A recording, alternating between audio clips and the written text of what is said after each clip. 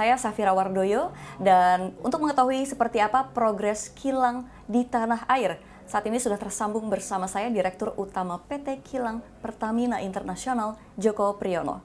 Baik Pak Joko, ini progres pembangunan kilang Pertamina baik yang RDMP maupun yang GRR ini seperti apa sih progresnya, apalagi GRR Tuban ini kan yang terintegrasi dengan kilang petrokimia kemarin kan sempat disoroti nih oleh Bapak Presiden, Bapak Jokowi, karena realisasinya dinilai molor gitu atau lambat. Ini sebenarnya seperti apa nih Pak Joko untuk update-nya? Baik, terima kasih Mbak Safira. Selamat sore. Jadi untuk progres pembangunan kilang Pertamina baik itu RDMP maupun GR Tuban, bahwa hingga saat ini sampai penghujung akhir tahun ini PT Kilang Pertamina Internasional ini selaku subholding Refining and Petrochemical dari Pertamina tetap menjalankan penugasannya dalam mengembangkan dan membangun proyek kilang minyak dan petrokimia di Indonesia. Ini dapat kami sampaikan bahwa secara umum progres pembangunan kilang telah menunjukkan progres yang positif serta telah tercapai pula milestone-milestone penting, sehingga kami optimis bahwa proyek-proyek tersebut dapat selesai sesuai waktu yang telah ditetapkan. Nah, khusus untuk proyek RDMP dan GRR yang termasuk dalam proyek strategis nasional atau PSN, ini ada beberapa capaian dan juga progresnya dapat kami sampaikan sebagai berikut, Mbak Safira. Yang pertama, kita punya proyek RDMP Balongan. RDMP Balongan itu untuk meningkatkan kapasitas kilang Balongan RU6 ini ya. Dari sebelumnya saat ini adalah kapasitasnya 125.000 barrel per day, nanti akan ditingkatkan menjadi 150.000 barrel. Nah, saat ini in progress dalam pekerjaan EPC, yaitu Engineering, Procurement, and Construction, dengan progres overall itu mencapai 53,39%. Nah, proyek RDMP Balongan ini nanti ditargetkan akan selesai dan on stream mulai produksi pada awal tahun depan, yaitu April 2022. Ini yang RDMP Balongan. Kemudian yang kedua terkait dengan RDMP Balikpapan, itu nanti untuk meningkatkan kapasitas kilang RU5 Balikpapan yang saat ini kapasitasnya 260.000 barrel, nanti menjadi 350.000 barrel, serta untuk meningkatkan kualitas produknya. Jadi kualitas produk saat ini adalah Euro 2, nanti setelah RDMP menjadi Euro 5. Dan saat ini progres pekerjaan EPC-nya, Engineering, Procurement, and Construction, progres overall-nya mencapai 44,51%. Nah, dan total pekerjaan di lapangan, jumlah pekerja kontraktor ini mencapai 9.000 pekerja. Dan nanti peak load-nya akan menjadi 20.000 pekerja.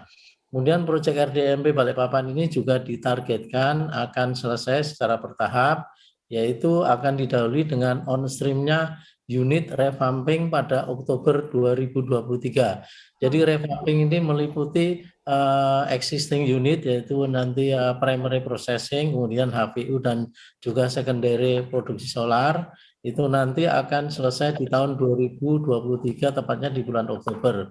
Kemudian disusul berikutnya akan on stream, yaitu untuk RFCC kompleks. RFCC kompleks itu nanti mengkonversi bottom product menjadi produk gasolin dan petrokimia propilin.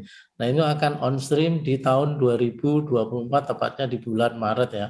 Kemudian yang terakhir juga tahapan yang terakhir adalah on stream untuk unit gasolin block, ini adalah penghasil Pertamax ini pada November 2024. Ini yang RDMP Balikpapan.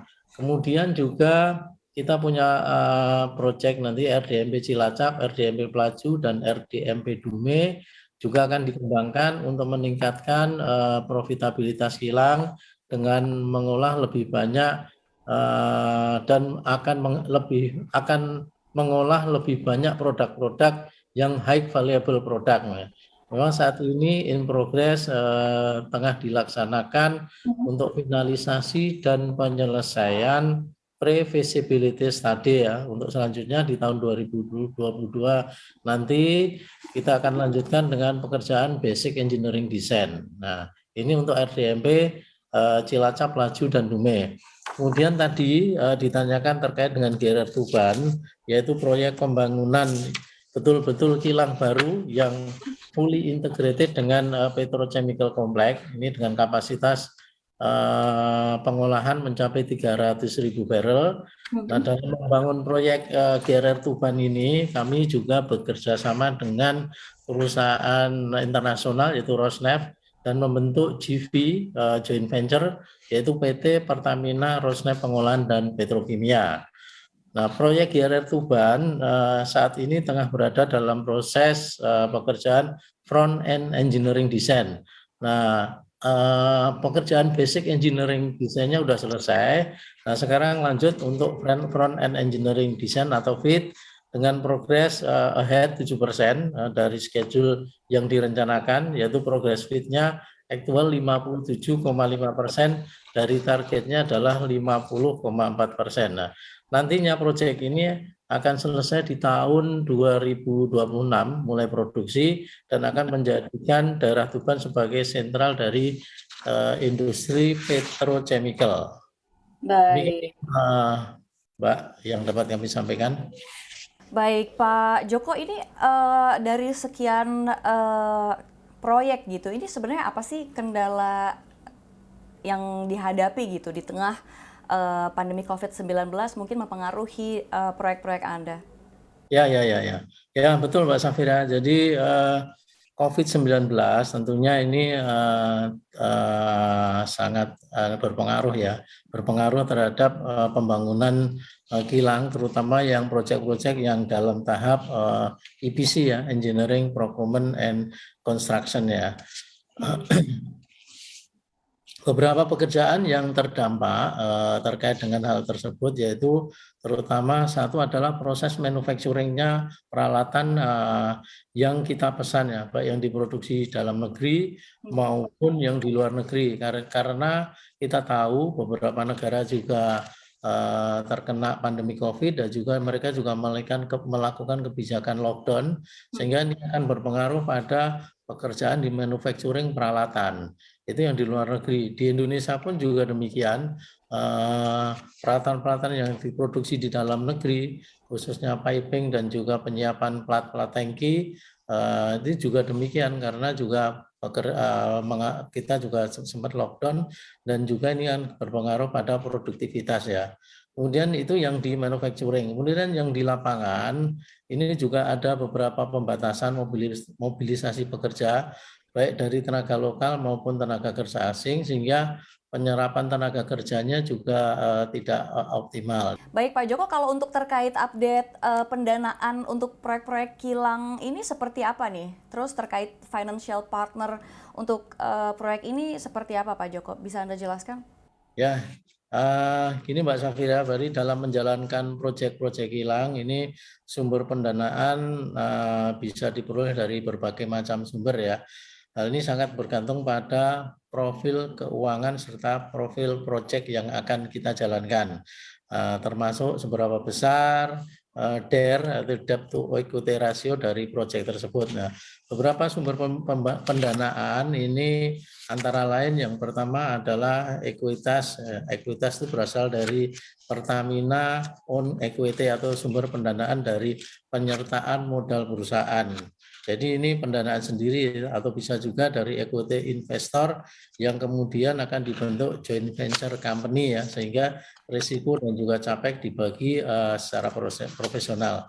Ini dari sisi ekuitas. Yang kedua, pendanaan kedua melalui pinjaman atau loan atau debt. Ini bisa berasal dari komersial bank maupun development bank, di mana pinjaman akan dikembalikan sesuai dengan tenor dan juga rate yang telah disepakati bersama. Nah, ini contohnya untuk beberapa proyek yang saat ini dalam tahapan EPC, khusus untuk proyek RDMP Balongan, ini karena nilainya tidak begitu besar, ini kita biayai sendiri, full equity dari Pertamina. Kemudian untuk proyek RDMP Balikpapan misalnya saat ini selain dari equity dari Pertamina sendiri, dan juga kita paralel tengah melakukan penjajakan dengan calon equity partner yaitu Mubadala Investment serta Indonesia Investment Authority atau INA, di mana pada bulan lalu juga telah dilaksanakan pendandatanganan cooperation agreement dengan ketiga pihak, yaitu antara PT KPI yang mewakili Pertamina, kemudian PT INA dan juga dengan Mubadala di Dubai ya. Komposisinya berapa tuh Pak Joko antara pendanaan dari internal dan pinjaman nih, komposisinya berapa-berapa? Jadi ini tergantung dari kitanya nanti ya. Jadi yang jelas kita ekuitas saat ini 1,4 ditambah 1,8, mungkin 30% ya dari kita, nanti sisanya adalah kita nyari pendanaan dari luar. Jadi sekitar 60% lah pendanaan, 40% dari kita. Nah ini selain juga terkait dengan pinjaman, kita juga paralel juga tengah melaksanakan diskusi yang intensif dengan ECA, yaitu Export Credit Agency, baik itu dari Korea, dari Amerika, dari Italia, serta dengan beberapa komersial bank lain. Ini menyangkut pendanaan karena RDMP Balikpapan ini cukup besar Mbak Safira, sehingga tidak mungkin kita biayai sendiri ya, kita equity full equity nggak mungkin ya.